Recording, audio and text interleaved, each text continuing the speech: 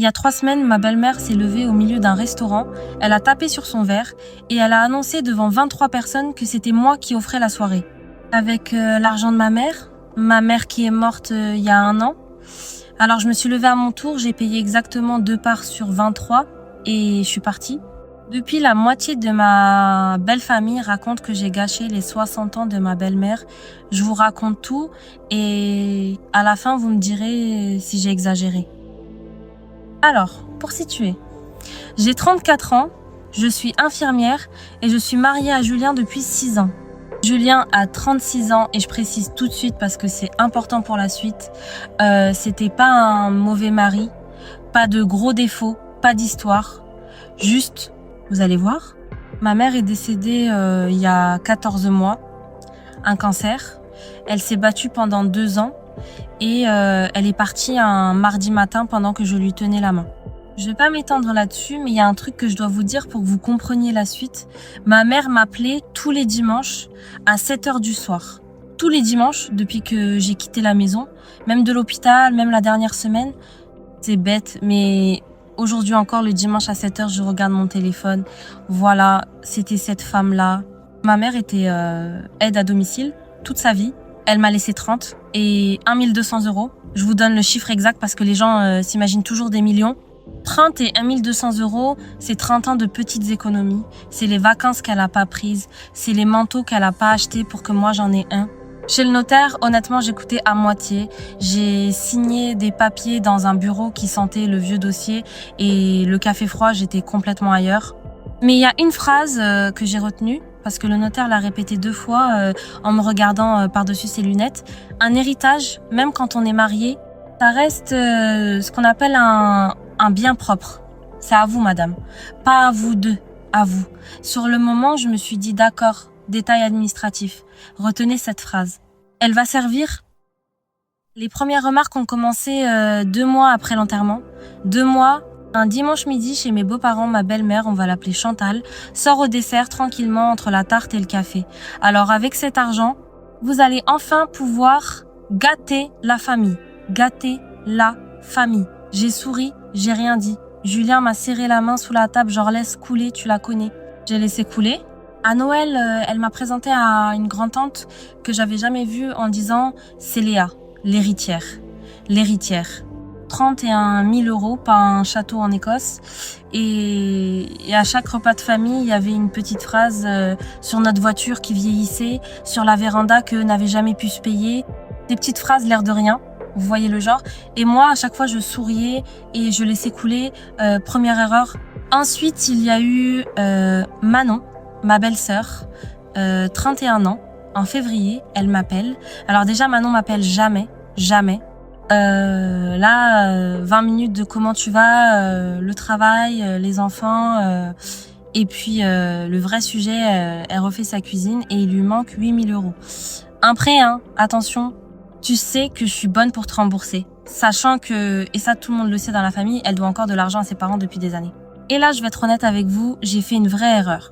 Au lieu de dire non, clairement, gentiment, j'ai dit « je vais y réfléchir » parce que je voulais pas de conflit. Parce que je savais que dire non à Manon, c'était dire non à Chantal. Sauf que dans leur tête, je vais y réfléchir, c'était oui. Quand j'ai fini par dire non, 2 semaines plus tard, très poliment, en expliquant que cet argent, pour l'instant, je voulais pas y toucher, silence radio. Le groupe WhatsApp de la famille est devenu très très calme me concernant. Plus de réponses à mes messages. Des petits cœurs pour tout le monde sauf pour moi. Et Julien, pendant ce temps, Julien disait, faut les comprendre, pour eux, c'est de l'argent tombé du ciel. Tombé du ciel. L'argent de ma mère morte. Tombé du ciel. Je crois que c'est la première fois que j'ai regardé mon mari en me demandant s'il comprenait quoi que ce soit à ce que je vivais. Et on arrive au fameux dîner. Les 60 ans de Chantal, un samedi soir dans un restaurant que Chantal avait choisi elle-même. Le genre d'endroit avec des serviettes en tissu, des assiettes immenses avec 3 trucs dedans et une carte sans les prix pour les invités, 23 personnes. Les oncles, les cousins, une cousine que j'avais vue 2 fois dans ma vie. Moi, je pensais que chacun paierait sa part, comme on avait toujours fait dans cette famille, ou à la limite que Julien, Manon et leurs frères offriraient le repas à leur mère. Normal, quoi. Personne m'avait dit autre chose, retenez ça aussi. Personne m'avait rien dit. Le repas se passe. Champagne en arrivant, entrée, plat, les oncles qui se resservent du vin sans regarder les bouteilles, l'ambiance est bonne. Honnêtement, moi-même, je passais une bonne soirée. Et au moment du dessert, Chantal se lève, elle tape sa petite cuillère contre son verre. Ding, ding, ding, silence. Elle fait un discours. La famille, l'amour, 60 ans de bonheur. Et elle termine par « Et je vous jure que c'est mot pour mot ». Et je remercie du fond du cœur Julien et Léa qui nous offrent cette magnifique soirée, grâce à l'héritage de la maman de Léa, qui nous regarde de là, haut, et qui doit être si heureuse de voir toute cette famille réunie. 23 personnes qui applaudissent ma mère transformée en carte bleue à l'anniversaire de quelqu'un d'autre. Et à côté de moi, Julien, mon mari, qui applaudit aussi.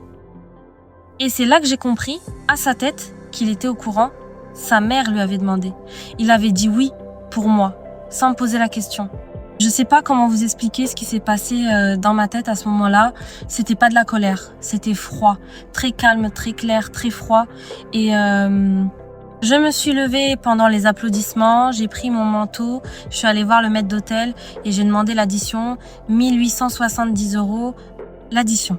Pour info, j'ai sorti ma carte et j'ai dit calmement, mais assez fort pour que les premières tables entendent, je paie 2 parts, la mienne et celle de mon mari. Ça fait 163 €. Pour le reste, voyez, avec la dame qui fait les discours. Et je suis partie, sans dire au revoir. Alors ça, je vous le donne, c'est sûrement le truc que j'aurais pas dû faire. Il y avait à cette table des gens qui m'avaient rien fait, des gens que j'aime bien, et je suis partie comme une voleuse. Mais j'ai pas pu faire autrement. Physiquement, j'ai pas pu. Depuis, c'est la guerre. Chantal raconte partout que j'ai gâché le plus beau soir de sa vie, qu'elle a été humiliée devant toute sa famille. Alors que l'addition, au final, ils se la sont partagée à la fin de la soirée, dans un silence, paraît-il, absolument glacial. Manon m'a envoyé un message de 3 pages, dont j'ai retenu l'expression malade de l'argent. Par contre, 2 cousines m'ont écrit en privé pour me dire bravo, il était temps que quelqu'un leur dise en privé. Hein. Évidemment.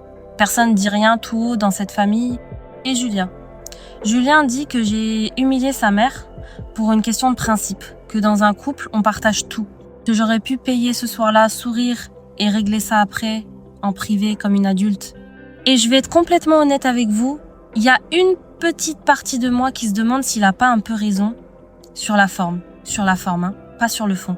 Parce que sur le fond, rappelez-vous ce qu'avait dit le notaire, sauf que l'histoire s'arrête pas là. 3 jours après le restaurant, Julien avait laissé son téléphone sur la table de la cuisine et une notification s'est affichée. Un groupe WhatsApp familial que je connaissais pas, un deuxième groupe sans moi et le message que j'ai lu sur cet écran, je l'ai lu 3 fois parce que j'arrivais pas à y croire. Ce soir-là, au restaurant, c'était pas un malentendu. C'était pas une maladresse de belle-mère, c'était organisé. Et le restaurant, c'était que la première étape de ce qu'ils avaient prévu pour l'argent de ma mère.